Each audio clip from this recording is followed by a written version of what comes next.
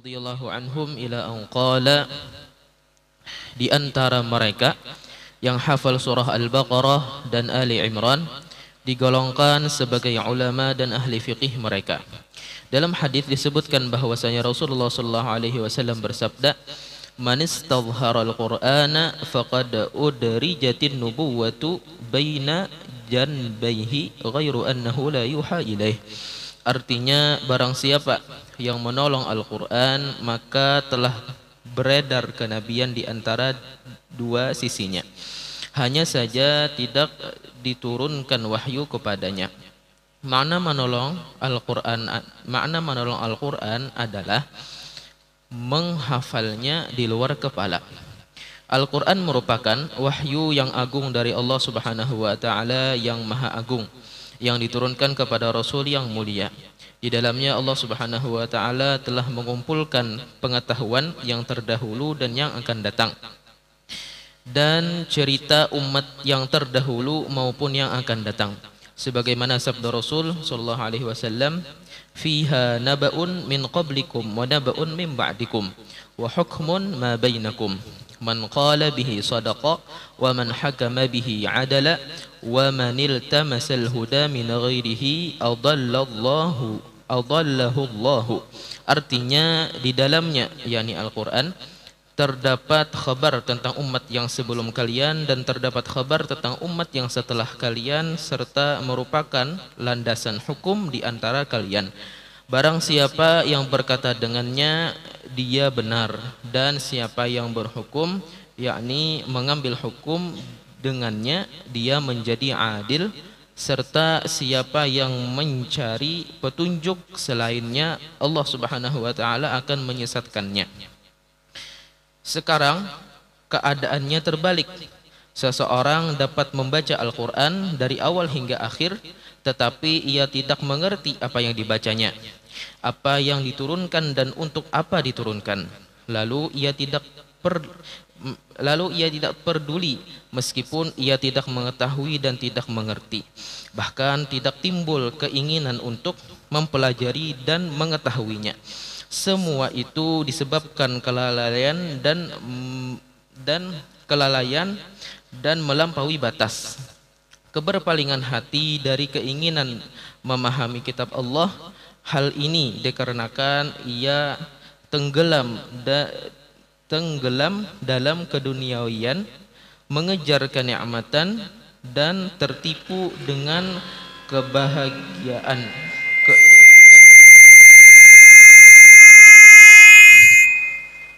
dan tertipu dengan kemegahannya. Lalu siapakah yang lebih sesat daripada orang yang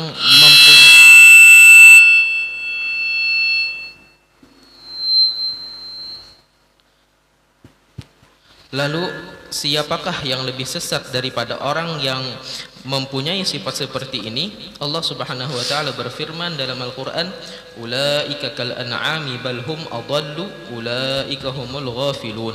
Artinya, mereka itu bagaikan binatang ternak, bahkan mereka lebih sesat lagi. Mereka itulah orang-orang yang lalai. Bismillahirrahmanirrahim. Alhamdulillahi rabbil alamin. Wassalatu wassalamu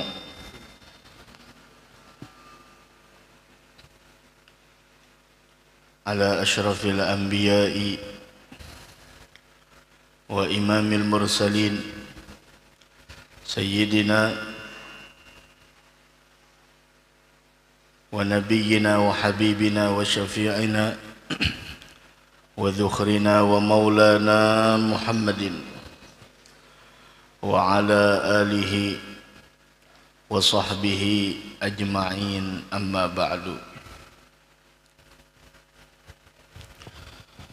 Kita bersyukur kehadrat Allah Subhanahu wa Ta'ala atas nikmat yang Allah berikan kepada kita, serta anugerah yang Allah karuniakan untuk kita semua, sehingga pada malam hari ini kembali Allah memudahkan langkah kita untuk sama-sama duduk niat i'tikaf di dalam ini masjid sambil menuntut ilmu pengetahuan agama dan juga mempergunakan umur yang Allah berikan.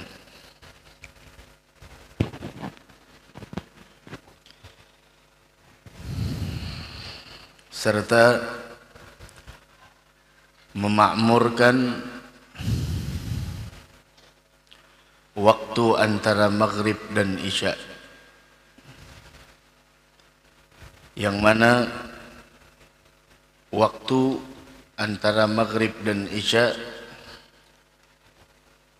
adalah merupakan waktu yang penuh dengan keberkahan. Mudah-mudahan kita semua mendapatkan keberkahan tersebut. Wal Imamul Haddad mengatakan la tastagillu syai'an tarahallahu fihi al-barakata kainan ma kana. Jangan pernah menganggap remeh sesuatu yang Allah letakkan keberkahan di dalamnya, apapun itu. Mau tempat, mau waktu, atau apapun itu. Apabila di dalamnya terdapat keberkahan, jangan diremehkan. Jangan disepelekan. Dan jangan sampai kita menganggap itu biasa. ولا تستكثر شيئا نزع الله منه البركة كائنا ما كان.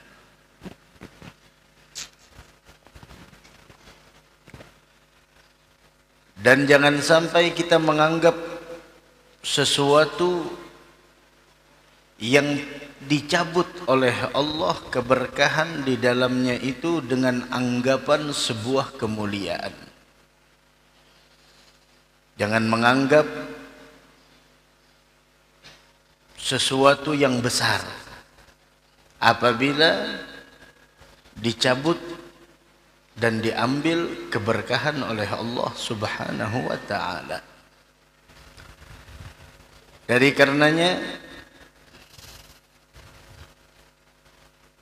Al-Imamul Haddad beliau juga mengatakan dalam perkataannya, Salullahal barakah. Mintalah keberkahan kepada Allah Subhanahu wa ta'ala. Karena sesuatu yang di dalamnya diletakkan keberkahan oleh Allah tidak bisa dianggap sedikit. Dan sesuatu yang di dalamnya diambil keberkahan oleh Allah tidak bisa dianggap banyak. Dari karena itu pernah diceritakan suatu hari bahwasanya ada sepasang suami istri menghadapi kehidupan yang sangat pahit.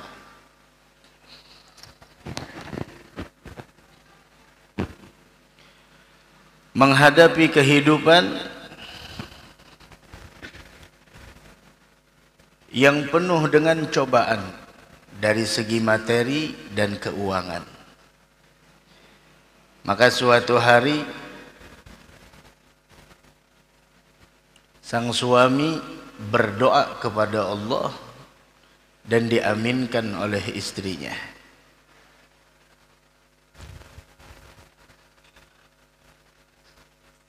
Dan ketika suami tersebut berdoa diaminkan oleh sang istri, maka doanya diijabah oleh Allah Subhanahu wa ta'ala. Dari karena itu disebutkan di dalam sebuah syair bahwasanya lau lam turid naila ma arju wa atlubuhu min judika fika ma awwattani talaba. Jikalau engkau tidak mau memberikan, jikalau engkau tidak menginginkan untuk memberikan sesuatu yang aku minta di dalam doaku, engkau tidak akan pernah memberikan taufik kepadaku, wahai Allah, untuk meminta kepadamu. Dari karenanya disebutkan di dalam kitab yang lain, man ruzigad du'a lam yuhramil ijabah. Siapa orang yang dianugerahkan oleh Allah sebuah karunia, taufik untuk berdoa meminta kepada Allah, maka Allah tidak mengharamkan untuk mengijabah doa bagi orang tersebut. Maka subhanallah, suatu malam yang dilewati oleh mereka, seorang suami tersebut, ada orang yang memberitahukan kepadanya, inna fil mawdi'il fulani mi'atu dinar. Ada di tempat si fulan 100 dinar, ambil. Pergunakan sesuai dengan keperluanmu di dalam keluargamu. Maka sang suami yang saleh bertanya, hal fiha barakah? Apakah 100 dinar tersebut terdapat keberkahan di dalamnya? Maka orang itu mengatakan, galala, tidak ada berkahnya. Anggap 100 dinar 100 juta. Tapi tidak ada berkahnya. Tidak diambil. Datang kepada istrinya dan bercerita. Suami menceritakan bahwasanya tadi ada orang memberitahukan tuh di tempat fulan ada uang 100 dinar, ambil, halal, pergunakan untuk keperluanmu di dalam keluargamu. Terus apa yang kau jawab? Saya bertanya, apakah ada berkahnya? Dia bilang tidak ada. Saya tidak mau ngambil. Oh, sang istri mendengar suaminya seperti itu, halas, dicacinya. Dasar. Begitulah. Kita lagi perlu uang dan lain sebagainya. Kenapa tidak diambil? Masya Allah. Dicelak tuh suami. Kata suaminya, saya tidak mau mengambil kalau di dalamnya tidak ada berkah. Enggak. Datang lagi malam kedua. Bahwasanya tuh di sana di maudhi'il fulani terdapat 10 dinar. Tadi 100. Turun lagi 10 dinar. Mau ambil, ambil. Dan silahkan pergunakan 10 dinar tersebut untuk keperluanmu. Dia bertanya lagi, apa ada barokah? Tidak ada. Tidak ngambil. Malam kedua dikasih tahu lagi istrinya. Istrinya udah, ente ini suami macam apa? Dari 100 dinar, 10 dinar. Alasannya tidak mengambil karena tidak ada keberkahan di dalamnya. Dah, istrinya mau apa lagi? Di malam berikutnya bilang, tuh ada di tempat sana 1 dinar. Mau ambil, ambil. Bilang ada berkahnya. Iya, halal dan berkah. Dia ambil. Dia beritahu istrinya. Kira-kira istrinya bahagia apa tidak? Dari 100, 10 jadi 1 dinar. Ibarat kata dari 100 juta, 10 juta, sampai 10 ribu. Atau 100 ribu. Kata istrinya, terserah ente dah. Nah ini berkah. Ya terserah dah. Maka sang suami membawa dengan 1 dinar tersebut ke sebuah pantai yang di sana dijual ikan untuk dimakan. Maka dengan 1 dinar dia mendapatkan 2 ikan. Setelah 2 ikan dibawanya kepada istrinya. Kemudian istrinya, apa yang dibawa? Ikan buat kita makan. Oh, udah, istrinya masih sewot, masih cengkel, masih marah sama suaminya. Kemudian bilang suaminya, nih dimasak ikannya. Manakala sang istri membuka perut ikan tersebut untuk dibersihkan, ternyata di salah satu ikan tersebut ada 2 permata. Ada dua permata mutiara, yang satu mutiaranya harganya 100.000 dinar. 2 berarti berapa? 200.000 dinar. Sang istri langsung terkejut. Suami, ada mutiara, ada jauharah. Langsung suaminya melihat memang keluar dari perut ikan tersebut ada 2 mutiara.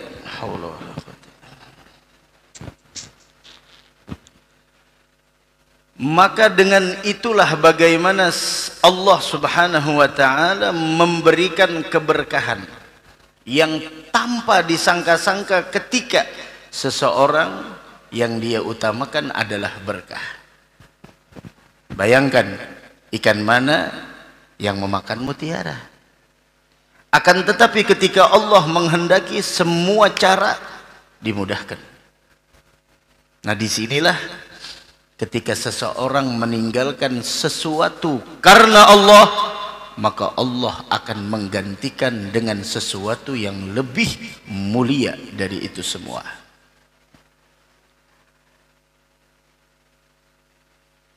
Dalam haditsil qudsi, Allah Subhanahu wa ta'ala berfirman, innani anallahu la ilaha illa ana idza baraktu adrakat barakatis sabi' minal walad.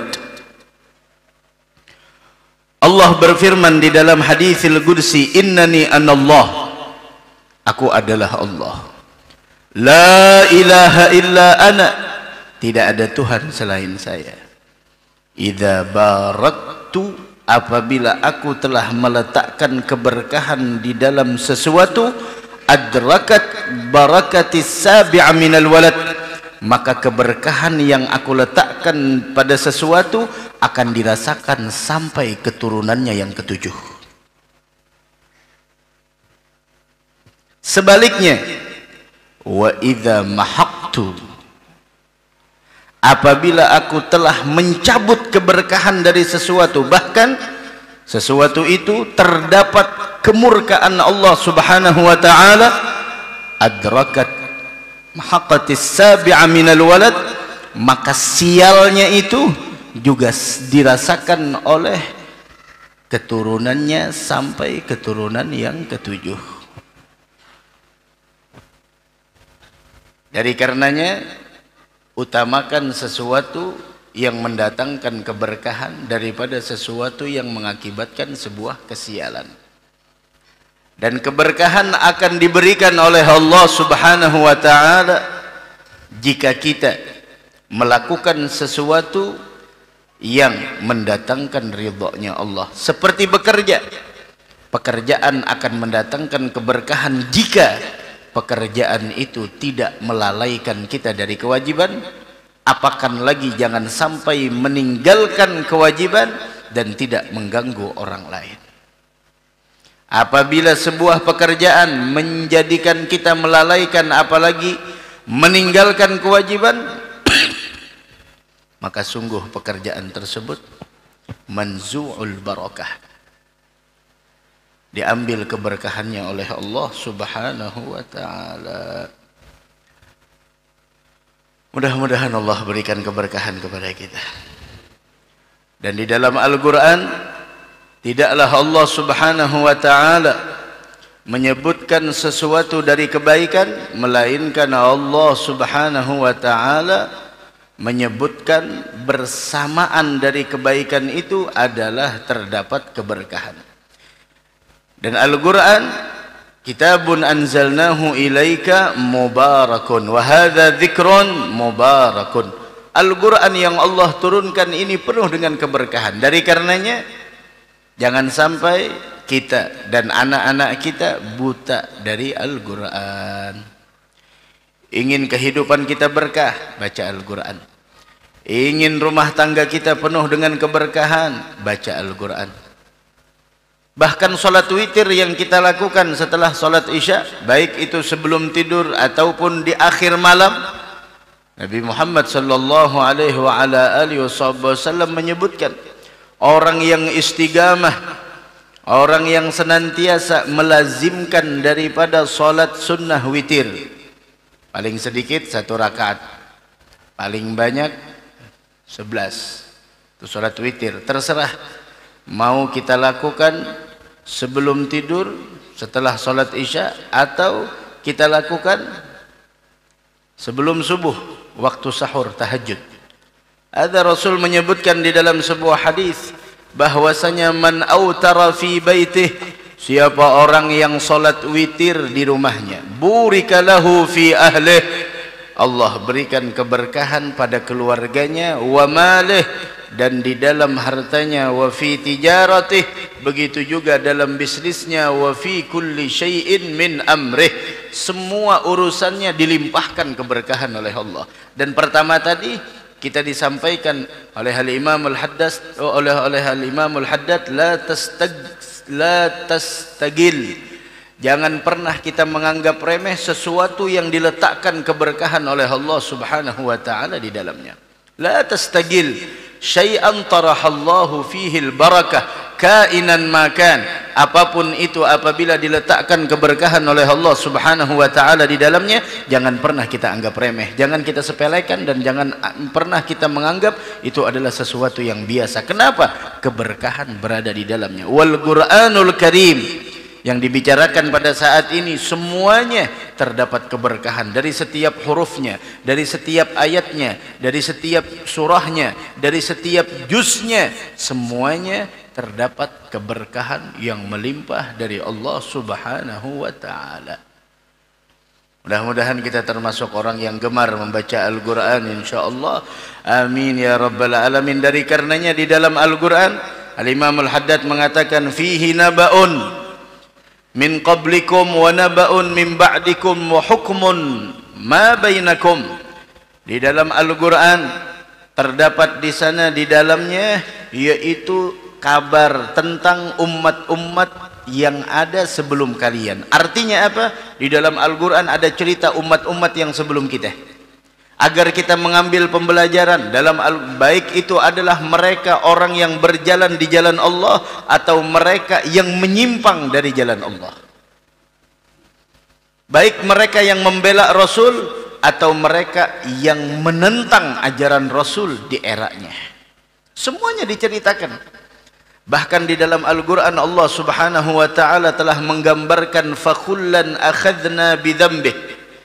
Allah Subhanahu wa taala berfirman masing-masing mereka pada waktu itu akhadna bidzambih, semuanya kami azab disebabkan akibat dosa mereka.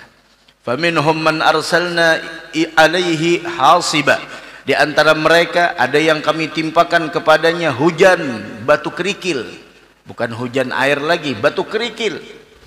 Wa minhum man akhadna sayhah, ada lagi di antara mereka adalah orang yang ditimpa dengan suara yang keras yang mengguntur sampai memusnahkan mereka. Wa minhum man khasafna bihil ard, ada lagi mereka yang ditenggelamkan oleh Allah Subhanahu wa taala. Wa minhum man aghraqna, ada lagi orang-orang yang selain mereka dibenamkan di dalam bumi kemudian ditenggelamkan. Wa ma kana Allahu liyadhlimahum walakin kanu anfusahum yadhlimun. Allah tidak pernah berbuat zalim kepada mereka melainkan mereka sendiri yang telah menzalimi diri mereka. Dan ulama tafsir mengatakan yang dimaksud oleh Allah Subhanahu wa taala fakullan akhadna bidzambih, setiap mereka mendapatkan sebuah azab karena dosa-dosanya, dan semua itu sesuai dengan dosanya, tidak pernah berbuat zalim. Wa minhum man arsalna alaihi hasiba, ada orang yang ditimpakan oleh Allah hujan batu kerikil. Siapa itu? Kaum Ad. Kaum Ad ditimpakan, yang mana dulunya mereka mengatakan siapa orang yang lebih kuat dari kami. Tidak ada, hanya batu kerikil yang ditimpakan, musnah semuanya. Jangan sombong. Wa minhum man akhadathu sayhah, ada lagi mereka yang ditimpakan oleh Allah dengan suara keras yang mengguntur. Siapa mereka? Kaum Tsamud. Kaum Tsamud yang mana mereka menganggap dirinya adalah kuat. Wa minhum man khasafna bihil ard, ada lagi orang yang kami tenggelamkan di dalam bumi, dibenamkan. Siapa? Qarun. Wa minhum man aghraqna, ada lagi yang ditenggelamkan. Siapa itu? Kaumnya Nabi Nuh. Semuanya Allah mengatakan wa ma kana Allahu liyadhlimahum walakin kanu anfusahum yadhlimun. Sama sekali Allah tidak menzalimi mereka, tapi mereka yang telah menzalimi diri mereka sendiri.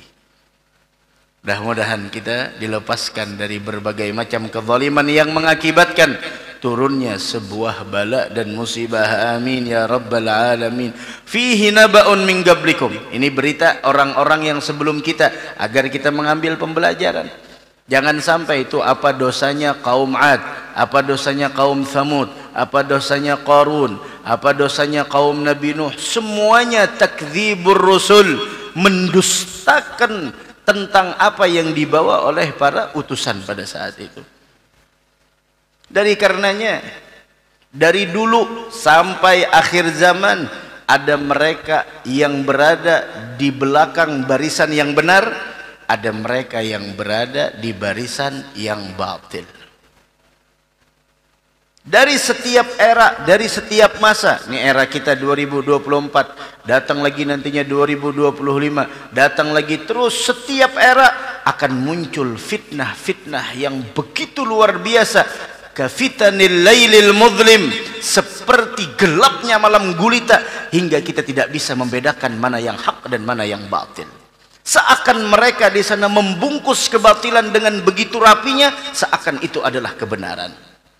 Padahal itu adalah merupakan sebuah kebatilan. Dan setiap eranya ada sekelompok umat yang terus berada di barisan kebenaran, dan ada di antara mereka yang berada di barisan sebuah kebatilan. Sekarang kalau kita tidak berbekal dengan ilmu pengetahuan agama yang murni ahlus sunnah wal jamaah, dikhawatirkan kita dan keluarga kita jika tidak berbekal dengan ilmu tersebut berpindah barisan menuju yang tadinya di barisan yang benar, menuju ke barisan orang-orang yang batil.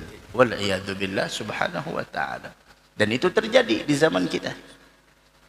Dan itu terjadi di zaman kita. Mudah-mudahan kita dipeliharakan oleh Allah subhanahu wa ta'ala. Begitu. Man gala bihi sadaq, barang siapa yang berkata dengannya dia benar. Begitulah harusnya.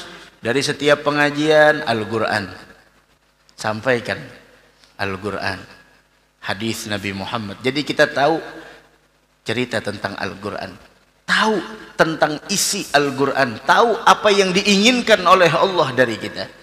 Man gala bihi sadaq, siapa orang yang berkata dengannya, maka sungguh perkataannya tidak bisa dipungkiri, kebenaran.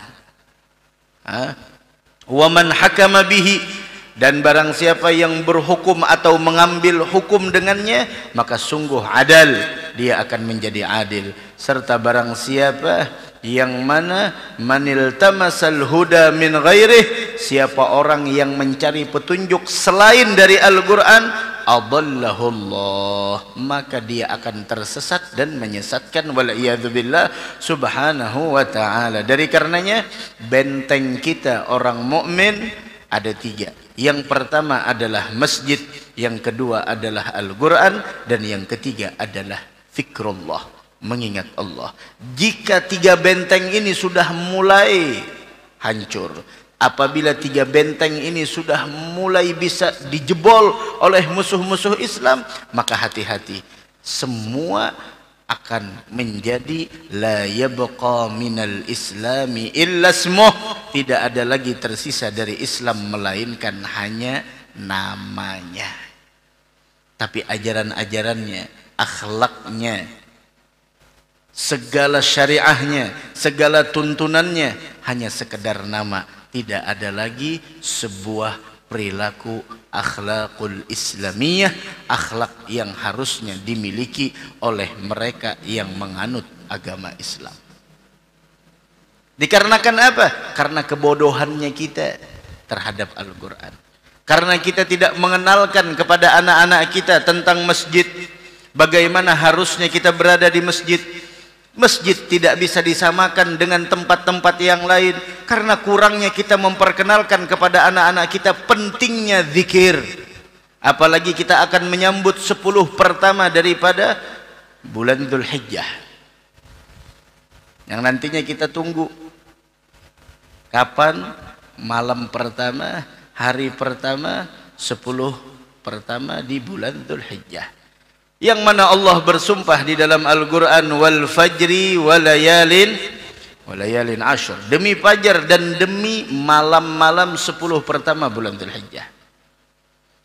Saking mulianya 10 pertama bulan Dzulhijjah sampai disebutkan di dalam Al-Quran walayalin ashr, dan 10 malam pertama daripada bulan Dzulhijjah. Ada apa dengan 10 hari pertama bulan Dzulhijjah? Rasul menyebutkan di dalam hadisnya bahwasanya tidak ada hari yang lebih istimewa melebihi daripada hari-hari pertama di 10 pertama bulan Dzulhijjah, dari tanggal 1 sampai tanggal 10. Dan tidak ada malam-malam yang lebih istimewa melebihi dari malam 10 pertama bulan Dzulhijjah. Dan disebutkan oleh Nabi Muhammad, malam 10 pertama di bulan Dzulhijjah seperti malam-malam Lailatul Qadar. Wa Lailatul Qadri khairun min alfi syahr. Bahkan disebutkan di dalam hadis bahwasanya bagaimana Rasul mengatakan amal saleh yang dilakukan di 10 pertama bulan Dzulhijjah lebih dicintai oleh Allah, lebih istimewa, lebih mulia ketimbang amal saleh dilakukan di hari-hari yang selain 10 pertama bulan Dzulhijjah. Maka kita niat, jika dipertemukan dengan 10 hari pertama, ayo kita niatkan untuk memperbanyak amal saleh, bacaan Al-Quran, zikir, wabil khusus karena riwayat yang lain Nabi Muhammad sallallahu alaihi wasallam beliau bersabda bahwasanya fa'akthiru fihinna minat tahlili wat tasbihi wat takbir wa dzikrin lillahi subhanahu wa ta'ala. Perbanyak di 10 pertama bulan Dzulhijjah la ilaha illallah, kalimat subhanallah, kalimat Allahu akbar, dan perbanyak di dalam mengingat Allah subhanahu wa ta'ala. Itu anjuran dari Nabi kita Muhammad sallallahu alaihi wa ala alihi wa sahbihi wasallam. Jangan kita lalai dari 3 benteng ini. Kalau udah 3 benteng ini, anak kita sudah tidak kenal lagi dengan kemuliaan masjid. Nama masjidnya tahu, nama ininya tahu, nama tempatnya tahu, letaknya tahu. Tapi ketika mereka bodoh terhadap tentang kemuliaan dan kehormatan masjid, awas, hati-hati.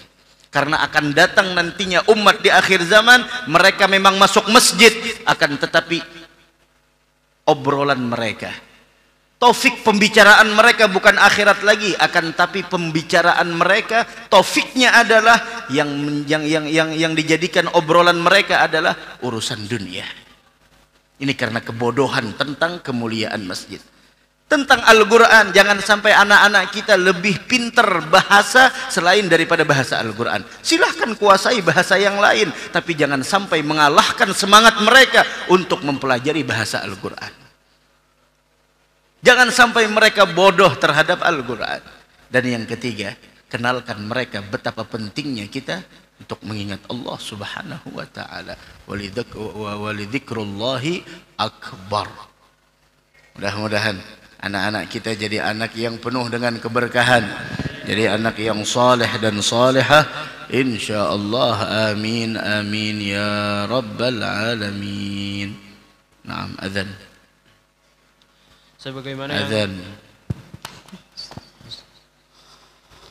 Allahu akbar, Allahu akbar, Allahu akbar, Allahu akbar.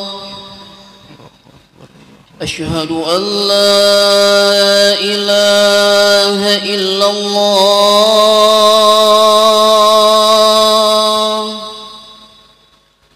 أشهد أن لا إله إلا الله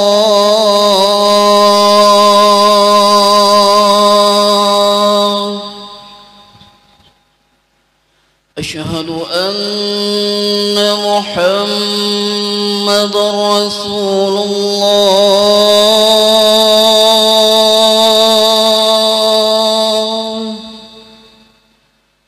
أشهد أن محمد رسول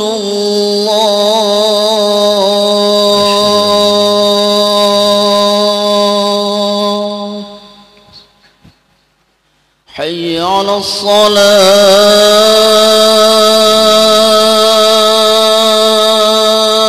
الصلاة حي على الصلاة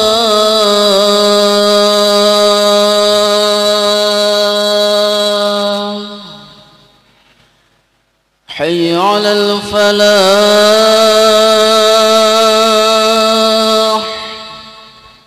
حي على الفلاح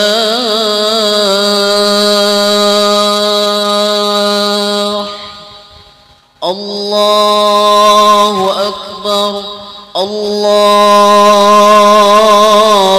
أكبر لا إله إلا الله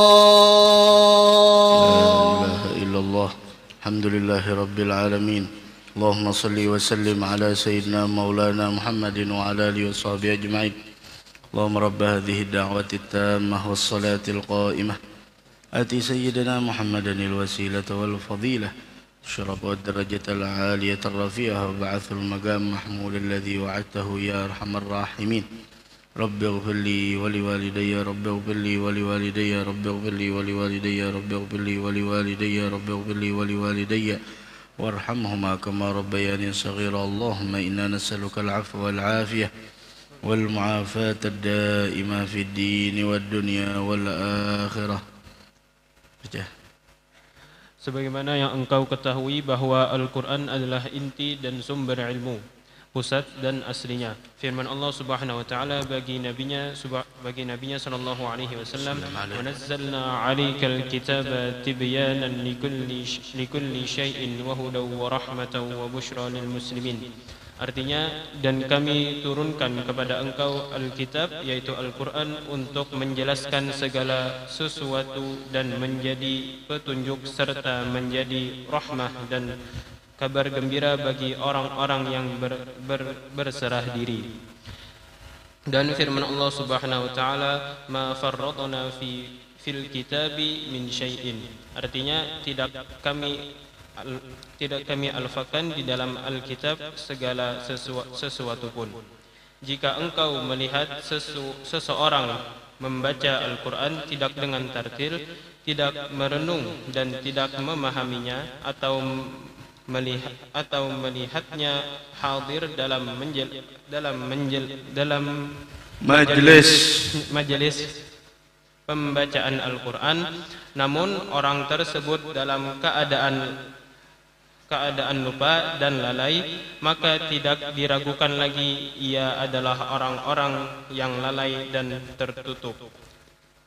Ia telah dipalingkan dari ayat-ayat Allah Subhanahu wa taala. Orang seperti itu akan mendapatkan ancaman dan murka Allah Subhanahu wa taala, serta hatinya telah dikunci oleh Allah Subhanahu wa taala. Sebagaimana firman Allah Subhanahu wa taala, "Afala yatadabbaruna al-Qur'ana am 'ala qulubin aqfaluha." Artinya, maka apakah mereka tidak memperhatikan Al-Quran, ataukah hati mereka telah terkunci? Dan janganlah engkau tertipu jika seseorang telah membaca Al-Quran. Telah diriwayatkan di dalam hadis bahwasanya Rasulullah sallallahu alaihi wa ala alihi wasallam bersabda, anna aktsara munafiqi hadhil ummah qurra'uha. Artinya, sesungguhnya kebanyakan orang munafik di kalangan umat ini adalah orang-orang yang orang-orang yang pandai membaca Al-Quran, tetapi bacaannya tidak memberikan manfaat baginya. Al-Quran menjadi bukti. Dari sini bagaimana Al-Imam Al-Haddad rahimahullah subhanahu wa ta'ala menganjurkan kepada kita betapa pentingnya untuk menghadirkan hati ketika kita berada di tempat-tempat mulia. Bukan hanya sekedar jasad kita yang hadir, akan tetapi hadirkan hati kita. Berada di tempat mulia seperti majalisil ilm, hadirkan hati kita. Berada di tempat-tempat mulia atau di hadapan orang-orang yang dimuliakan oleh Allah Subhanahu wa taala dengan ilmu dan amal dan taqwa, maka hadirkan hati kita. Masuk ke dalam masjid digiring oleh Allah Subhanahu wa taala untuk kita masuk ke dalam masjid, jangan kita tinggal hati kita di luar. Yang mau ditinggal tinggal urusan dunia, masuk ke dalam masjid minta Allahumma ftahli abwaba rahmatik, minta kepada Allah agar dibuka lebar-lebar pintu rahmatnya Allah Subhanahu wa taala. Lagi baca Al-Quran, hadirkan hati kita. Dari karenanya Imam Al-Haddad rahimahullah subhanahu wa ta'ala beliau mengatakan wa wadhib ala darsil Qur'ani fa inna fi tilawatihi al-iksira wasyarha lis-sadri. Hendaklah kalian terus menerus baca Al-Quran. Pernah ulun sampaikan setelah lebaran kemarin, amalkan Al-Quran, baca walaupun 1 halaman setiap hari, akan tetapi rutin terus. Wa wadhib ala darsil Qur'an fa inna fi tilawatihi, karena sesungguhnya di dalam membaca Al-Quran al-iksira wasyarha lis-sadri, terdapat sebuah cahaya dan akan melapangkan dada kita. Ala innahul bahrul muhit wa ghairuhu minal kutubi anharun tumaddu minal bahri. Beliau memperumpamakan Al-Quran bagaikan lautan yang sangat bertepi, sedangkan ilmu-ilmu yang dipelajari adalah yaitu aliran air dari lautan yang besar tersebut kepada sungai-sungai. Tadabbar ma'ani warattilhu khashi'an, renungkan maknanya, baca dengan tartil, dengan khusyuk, dengan hati yang hadir. Tafuzu minal asrar bil kanzi wadh-dhukhri, engkau akan mendapatkan keberuntungan dengan mendapatkan rahasia-rahasia yang tersembunyi di balik dari setiap ayat, dari setiap huruf ayat, kemudian surah dan juz Al-Quran tersebut. Mudah-mudahan kita termasuk orang yang rajin baca Al-Quran insyaallah, amin ya rabbal alamin. Dan orang-orang yang tidak mau merenung, tidak mau memikirkan, merenungkan, mengambil pembelajaran dari Al-Quran, sampai Allah mengatakan afala yatadabbaruna Al-Quran am ala qulubin aghfaluha. Tidakkah mereka menghayati Al-Quran, ataukah memang hati mereka yang terkunci? Dari karenanya nih Al-Quran la yamassuhu illal mutahharun. Jangankan orang yang membacanya, jangankan orang yang mengamalkannya ataupun membacanya, yang menyentuhnya pun kita dianjurkan untuk dalam keadaan suci. Diletakkan di tempat yang paling tertinggi, jangan sampai kita letakkan di bawah sesuatu daripada selain dari Al-Quran. Bahkan orang tua kita dulu, mereka sangat tidak senang apabila lutut kita lebih tinggi dari Al-Quran. Orang tua kita dulu, dan sekarang bagaimana kabar-kabarnya? Masya Allah, silaturahim keluarga, baca Yasin, Masya Allah. Yasin dilempar seperti kartu domino, Yasin dilempar seperti kartu domino, seperti kartu remi dan lain sebagainya. Apa? Rumahnya besar tapi tidak ada ilmu agama. Seperti itu jadinya. Tidak ada adabnya dengan Al-Quranul Karim, dengan huruf-huruf Al-Quran yang penuh dengan keberkahan tersebut. Afala yatadabbaruna Al-Quran am ala qulubin aghfaluha. Tidakkah mereka merenungkan Al-Quran, atau hati mereka yang terkunci? Kalau sudah hati yang terkunci, maka bukalah hati tersebut dengan merenungkan daripada setiap ayat Al-Quran itu. Dan itu salah satu untuk membersihkan hati. Dari karenanya Sayyidina Utsman mengatakan, lau tahurat qulubuna, seandainya hati kita suci dan bersih, ma syabi'at min tilawatil Quran, maka kita tidak akan pernah merasa puas dengan bacaan Al-Quran. Tapi masalahnya hati kita penuh dengan noda dan dosa. sehingga berat untuk baca Al-Quran. Buktinya dalam satu hari berapa banyak kita buka berita internet, yang mana berita tersebut ya yang namanya berita al-khabar kal-ghubar, yang namanya berita ya begitu. Kadang-kadang Masya Allah kabarnya harusnya beras, tapi yang sampai ke kita bubur, bukan nasi lagi, bubur. Awalnya beras, sampai ke kita bubur. Berapa baru bangun tidur yang kita buka tentang berita internet, berapa kurs dolar, berapa harga emas, berapa ini, ada apa di sini, ada apa di sini. Itu yang kita buka. Berjam-jam kita membuka tentang berita dunia, tapi mana waktu kita untuk mentelaahi, merenungi, mengambil pembelajaran tentang berita-berita akhirat, yang mana itu adalah mukjizat terbesar Nabi kita Muhammad sallallahu alaihi wasallam.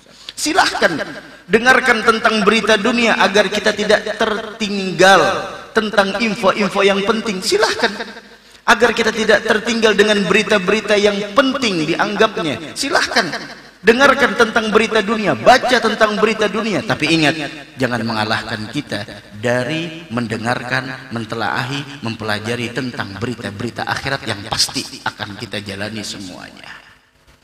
Kita terlalu banyak mendengar berita dunia sampai kita lupa dari berita akhirat. Al-Quran dalam satu hari hitung, Masya Allah, lobet, ini kita punya handphone langsung di charger. Tapi ketika iman kita udah mulai menurun, mana? Apa tandanya iman menurun? Udah mulai malas hadir majelis, udah mulai berat sholat rawatib, sudah mulai berat untuk baca Al-Quran, sudah tidak lagi melihat wajah-wajah orang yang dimuliakan Allah, lebih sering memandang wajah orang-orang yang pelaku maksiat, bahkan wajah orang yang tidak pernah sujud kepada Allah subhanahu wa ta'ala. Sudah tidak ada lagi semangat untuk melaksanakan sholat 5 waktu berjamaah, sudah tidak ada lagi keinginan untuk sedekah, sudah tidak ada lagi di sana keinginan untuk duduk di tempat-tempat yang dimuliakan oleh Allah. Tuh mulai imannya sudah mulai meredup. Karena iman ini yazid wa yanggus, iman ini kadang-kadang bertambah, kadang-kadang berkurang. Dari karenanya renungi makna Al-Quran. Bahkan Rasul menyebutkan inna aktsara munafiqi hadhil ummah gurra'uha. Kebanyakan orang munafik di kalangan umat ini adalah orang yang pandai membaca Al-Quran, tetapi bacaannya tidak memberikan manfaat baginya. Tidak terlihat akhlak Al-Quran dalam kata-katanya dan dalam perangainya. Itu munafik. Wal'iyadzubillah. Bismillah, baca lagi. Bismillahirrahmanirrahim. Al-Quran menjadi bukti keburukan atasnya, sebagaimana sabda Rasulullah SAW, wal Quran hujjatun lak aw alaik. Artinya Al-Quran bisa sebagai bukti kebaikan bagi engkau atau sebagai bukti keburukan atas diri engkau. Dan disebutkan dalam hadis yang lain, maksud dari bukti kebaikan untuk engkau yaitu dia akan menjadi hujjatun lak, menjadi bukti kebaikan bagi sebagian manusia jika kita baca, jika kita amalkan, dan jika kita terapkan dalam kehidupan kita. Maka Al-Quran akan menjadi sebuah bukti kebaikan yang akan mengangkat derajat kita di sisi Allah.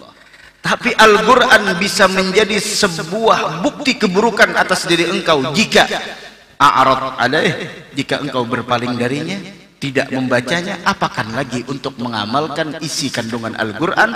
Maka Al-Quran akan menjerumuskannya ke dalam lembah neraka. Wal'iyadzubillah subhanahu wa ta'ala. Ayo. Man ja'ala al-Quran amamahu qadahu ilal jannah. Dan disebutkan dalam hadis yang lain. Man ja'ala al-Quran amamahu qadahu ilal jannah. Wa man ja'alahu khalfa zahrihi saqahu ilan nar. Artinya barang siapa menempatkan Al-Quran di depannya, maka Al-Quran akan menuntunnya ke surga. Dan barang siapa yang menempatkan Al-Quran di belakang punggungnya, maka Al-Quran akan menggiringnya ke neraka. Maksud menempatkan bukan hanya di sekedar diletakkan di belakang, tidak.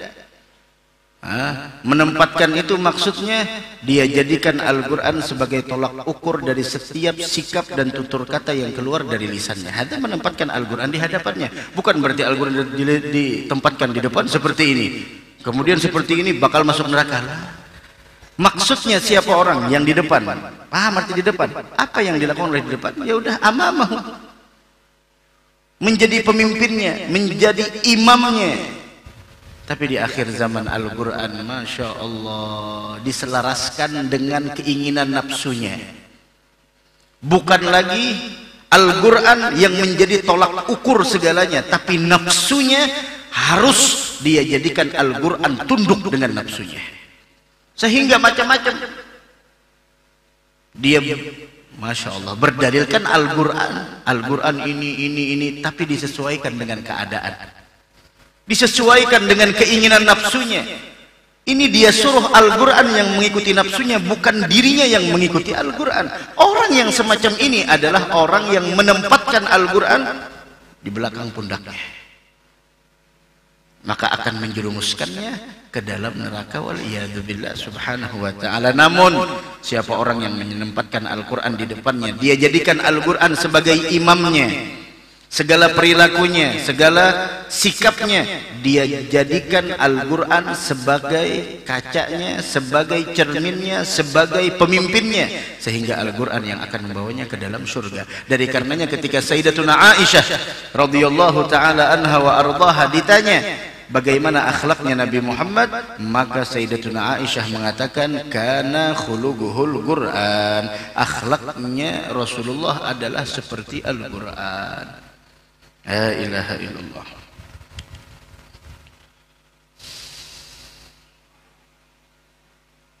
Mudah-mudahan ada manfaatnya, mudah-mudahan ada barakahnya, mudah-mudahan kita seberataan panjang umur, sehat walafiat. Mudah-mudahan kita seberataan diwafatkan dalam keadaan husnul khatimah, dan mudah-mudahan kita menjadi orang yang gemar dalam membaca Al-Quran, dan anak-anak kita menjadi anak yang ahli Al-Quran insyaallah. Amin amin ya rabbal alamin. Dan mudah-mudahan seberataan kita senantiasa diberikan oleh Allah keistiqamahan dalam kebaikan, dan mudah-mudahan kita seberataan diwafatkan dalam keadaan beriman dan dikumpulkan dengan orang-orang yang ahli iman. Amin ya rabbal alamin.